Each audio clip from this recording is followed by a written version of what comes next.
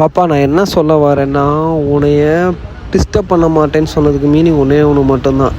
நீ எனக்கு எக்கச்சக்கமான ஃபோட்டோஸ் சென்ட் பண்ண மாட்டேன். அதிகமாக நீயே அனுப்பிவிடுவ, அதை பார்த்து ஹாப்பியாக இருப்பேன். இப்போ ஃபோட்டோஸ் எனக்கு நீ அதிகமாக அனுப்புகிற, நான் அதே பழக்கத்துக்கு வர்றேன். அப்போ நான் குறைச்சிக்கிட்டா நீ அனுப்புகிறப்ப மட்டும் நான் அதை பார்த்து ஃபீல் பண்ணிப்பேன்ல, ஒரு ஹாப்பியாக இருந்துப்பேன். ஓயாமல் நான் உன்கிட்ட கேட்க மாட்டேன்ல, அதை தான் சொல்ல வரேன். ஏன்னா நீ எவ்வளோ எஃபோர்ட் போட் பண்ணுறேன்னு எனக்கு தெரியும்.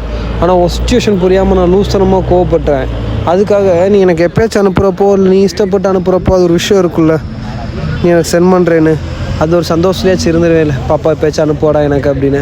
அதுக்காக தான், வேறு ஒன்றும் இல்லை. டிக்கர் வச்சு ஐ லவ் யூ டிக்கர் வச்சு ஐ லவ் யூ அழகி ஐ லவ் யூ பட்டுக்குட்டி, பார்த்து சேஃபாக இரு சரியா. ஒன்றும் இல்லை மாமா, ஹாப்பியாக இருப்பேன், எப்போயும் உன் கூட தான் இருப்பேன். அதை தான் நான் கூட சொல்ல வந்தேன் சரியா. தங்கப்பில் பார்த்து சேஃபாக இரு. என் லைஃப்பில் எனக்கு நீ மட்டும் தாண்டி ரொம்ப முக்கியம். எந்த ஒரு சுச்சுவேஷனையும் விட்டுறக்கூடாதுன்னு யோசிக்கிறேன் சரியா. என் லைஃப்பில் எனக்கு எல்லாமே நீ மட்டும்தான். ரோட்டில் கூட உட்காந்து எனக்கு அழுவு வருது, அழக்கூடாதுன்னு உட்காந்துருக்கேன்.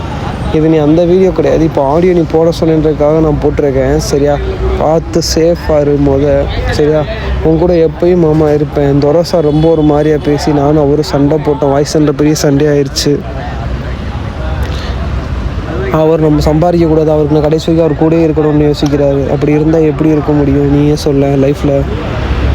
அதான் எனக்கு ஒரு மாதிரியாக இருந்துச்சு. அதனால் நானே குறைச்சிக்கிட்டேன் ஃபுல்லாக அவர்கிட்ட. சார் வேணாம் சார், இதுக்கு மேலே வேணாம், பார்த்து பேசிக்குவோம், என்னென்னு சொல்லவும் நானே என்னென்னு பார்த்துக்கிறேன் அப்படின்னு அவர்கிட்ட சொல்லவும் இப்போ அவர் நார்மலாக இருக்கார்.